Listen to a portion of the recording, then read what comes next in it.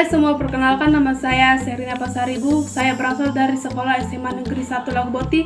Tepatnya saya duduk di kelas 11 IPS 2. Video kali ini saya akan menjelaskan tentang konflik sosial. Konflik sosial. Istilah konflik secara etimologis berasal dari bahasa Latin kon yang berarti bersama dan fligere yang berarti benturan atau tabrakan. Pengertian konflik menurut para ahli, yang pertama Surjono Sukanto. Surjono Sukanto mengatakan bahwa konflik merupakan proses pencapaian tujuan dengan cara melemahkan pihak lawan tanpa memperhatikan norma dan nilai yang berlaku. Yang kedua menurut Giling, konflik adalah bagian dari sebuah proses sosial yang terjadi karena adanya perbedaan-perbedaan fisik, emosi, kebudayaan, dan perilaku. Bentuk-bentuk konflik. Satu, berdasarkan sifatnya, yaitu konflik destruktif dan konflik konstruktif.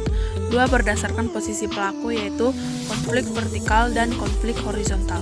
Tiga, berdasarkan cara pengelolaan yang terlibat, yaitu interindividu, antar individu, dan antar kelompok.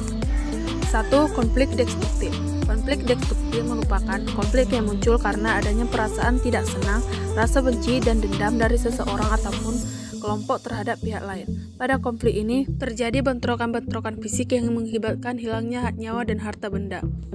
2. Konflik konstruktif. Konflik konstruktif merupakan konflik yang bersifat fungsional.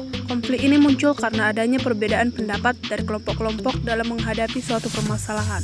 Konflik ini akan menghasilkan suatu konsensus dan perbaikan. Misalnya, perbedaan pendapat dari organisasi. Konflik berdasarkan posisi pelaku yang terlibat. Yang pertama yaitu konflik vertikal. Konflik vertikal merupakan konflik antar komponen masyarakat di dalam suatu struktur yang memiliki hierarki. Contohnya yaitu konflik yang terjadi antara atasan dan bawahan dalam sebuah kantor. Yang kedua yaitu konflik horizontal.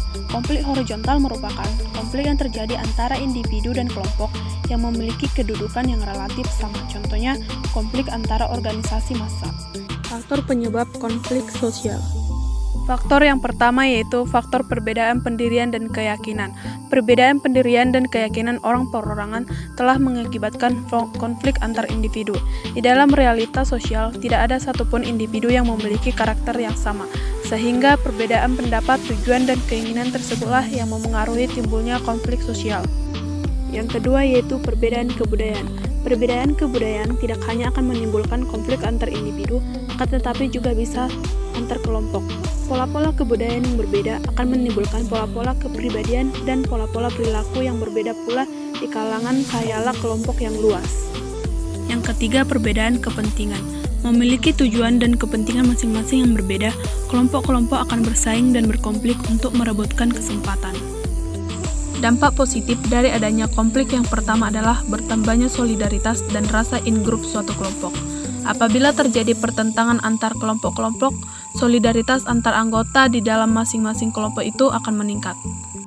Yang kedua, masyarakat pasif jadi aktif.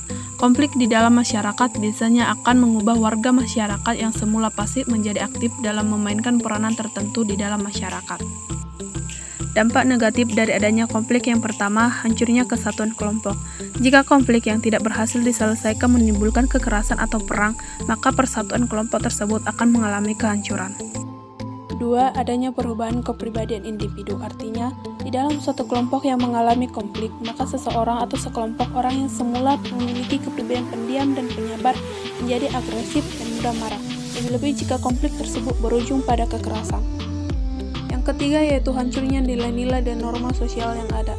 Antara nilai-nilai dan norma sosial dengan konflik, terdapat hubungan yang bersifat korelasional, artinya bisa saja terjadi konflik yang berdampak pada hancurnya norma-norma dan nilai sosial akibat ketidakpatuhan anggota masyarakat. Upaya-upaya yang bisa dilakukan dalam mengatasi konflik yang pertama adalah konsiliasi. Pengendalian semacam ini terwujud melalui lembaga-lembaga tertentu yang memungkinkan timbulnya pola diskusi dan pengambilan keputusan-keputusan di antara pihak-pihak yang berlawanan mengenai persoalan-persoalan yang mereka pertentangkan. Yang kedua adalah mediasi. Bentuk pengendalian ini dilakukan bila kedua belah pihak yang bersengketa bersama-sama sepakat untuk memberikan nasihat-nasihatnya tentang bagaimana mereka sebaiknya menyelesaikan pertentangan mereka. Yang ketiga yaitu arbitrasi, yang artinya melalui pengadilan dengan seorang hakim sebagai pengambil keputusan. Arbitrasi berbeda dari konsiliasi dan mediasi. Seorang arbiter memberikan keputusan yang mengikat kedua belah pihak yang bersengketa. Artinya, keputusan seseorang hakim harus ditaati. Apabila salah satu pihak tidak menerima keputusan itu, ia dapat naik banding kepada pengadilan yang lebih tinggi sampai instansi pengadilan nasional yang tertinggi.